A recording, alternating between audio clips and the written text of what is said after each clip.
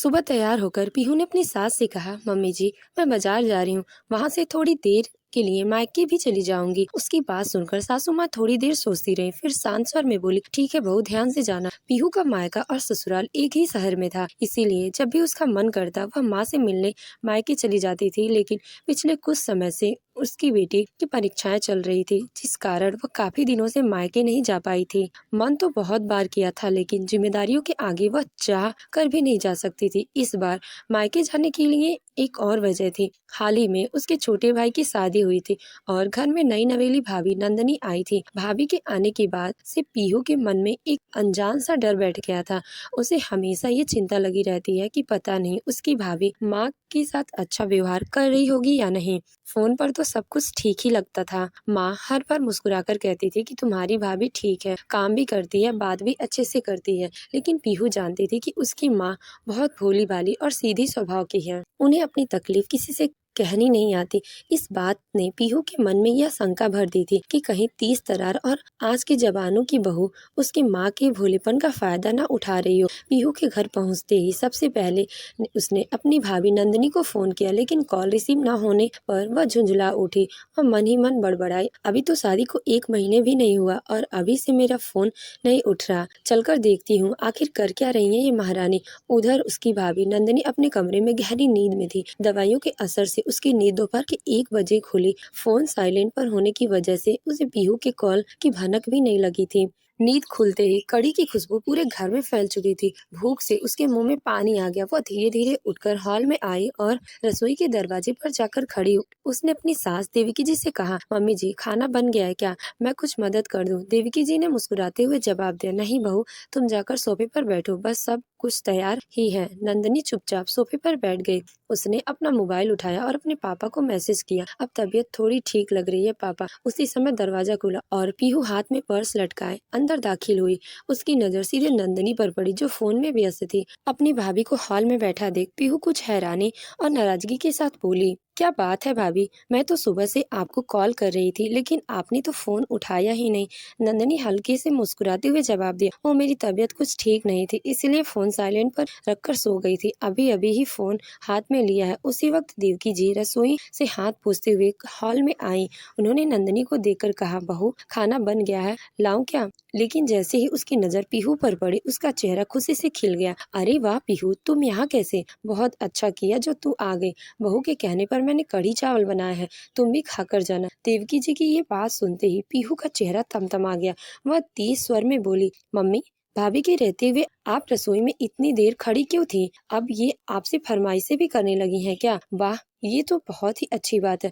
पीहू ने तंज कसते हुए कहा, जैसे उसे नंदनी का आराम करना चुभ गया हो। नंदनी ने धीमे स्वर में सफाई दी, नहीं दीदी, दरअसल मेरी तबीयत थोड़ी ठीक नहीं थी, इसीलिए। लेकिन वह अपनी बात पूरी भी नहीं कर पाई कि पीहू ने बीच में ही बात काटते हुए झंझलाकर कहा, थोड़ी सी तबीयत क्या बिगड़ गई कि तुम मेरी माँ से ही सारा काम करवाने लगी? बीमारी के नाम पर माँ के सामने इतने नखरे दिखाने की क्या जरूरत है भाभी? और वैसे भी ये तुम्हारी माँ नहीं, तुम्हारी सास है, इतना तो फर्क समझो। पीहू की बात ने नंदनी को भीतर से तोड़ दिया।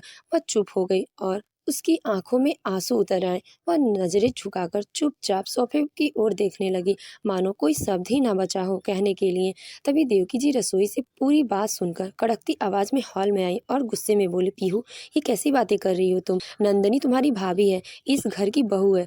क्या यही तरीका होता है भाभी से बात करने का? क्या मैंने तुम्हें संस्कार यही दिए हैं? देवकी जी की डांट सुनकर पीहू और चिढ़ गई। वो झल्लाते हुए बोली, माँ, आप बहू का पक्ष लेकर अपनी बेटी से इस तरह बात कैसे कर सकती हैं? आखिर मैंने ऐसा क्या गलत कहा? मैं तो आपके ही भले की बात कर रही हूँ। अगर ये ऐसे बिस्तर पकड़कर बैठी रही तो घर का काम कौन करेगा? पीहू तमतमाते हुए बोली, और आप इनकी फरमाइश पर रसोई में लगी रहती हैं, तो क्या मैं कुछ कहूँ भी नहीं? देवकी जी समझ गई थी कि उनकी बेटी इस समय गुस्से में है। उन्होंने संयम रखते हुए शांत स्वर में कहा, रुको पीहू, गुस्से में यूं ही बोलती जाओगी तो बात का मतलब ही बदल जाएगा। पहले खुद को शांत रखो, 2 घूंट ठंडा पानी पियो और फिर आराम से बात करो। लेकिन पीहू ने उनकी बात अनसुनी कर दी। वह झल्लाते हुए अपना पर्स और सामान सोफे पर पटक झुकते हुए बोले, आराम से क्या बात करूँ माँ, यहाँ भाभी आराम से बैठी हैं और आप रसोई में खड़ी काम कर रही थी। आपको तो घुटने में दर्द रहता है ना, फिर भी भाभी ने आपको रसोई में खड़ा रखा। ऐसे में मुझे तो बोलना ही पड़ेगा ना। फिर वह और तेज आवाज में बोली, अगर आप इसी तरह बहू के आगे झुकी रहेंगी तो एक दिन यही आपके सिर पर सवार हो जाएगी, फिर बुढ़ापे में पछताना पड़ेगा। पीहू की बातों ने नंदनी को पूरी तरह तोड़ दिया था। उसकी आंखों से चुपचाप आंसू टपकने लगे। वह कुछ भी नहीं बोली, बस मौन रहकर सब कुछ सहती रही।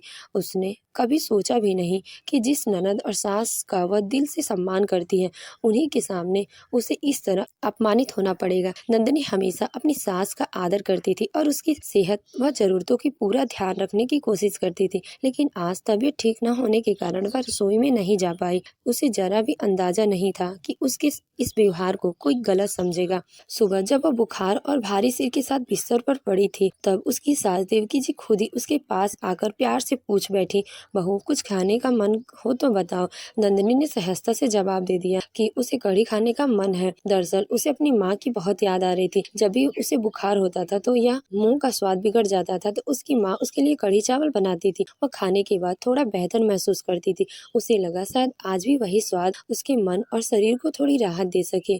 उसने कोई फरमाइश नहीं की थी, सिर्फ मन की बात साझा की थी। लेकिन अब पीहू की तीखी बातें सुनकर उसे पहली बार एहसास हुआ कि सास और माँ में फर्क होता है। माँ से तो हम बिना संकोच अपनी हर इच्छा कह सकते हैं, लेकिन सास के सामने हर बात सोच समझकर और तौलकर ही बोलनी पड़ती है। उसका मन अचानक भारी हो गया। आंखों से बहते आंसुओं के साथ वह भीतर ही भीतर टूटने लगी। नंदिनी ने आंखों में आंसू लिए कांपते स्वर में पीहू की ओर देखा और हाथ जोड़ते हुए बोली, दीदी मुझे माफ कर दीजिए, आगे से मैं ऐसी कोई गलती नहीं करूंगी। उसकी यह बात सुनकर देवकी जी का दिल भर आया। उन्होंने तुरंत नंदिनी की हथेली पकड़ ली और स्नेह से कहा, रुको बहू, तुम माफी क्यों मांग रही हो? तुम्हारी तो कोई गलती नहीं है। फिर भी वो पीहू की ओर मुड़ी और सख्त लेकिन शांत स्वर में बोली, देखो पीहू, तुम्हारी भाभी ने मुझ पर कोई अत्याचार नहीं किया है।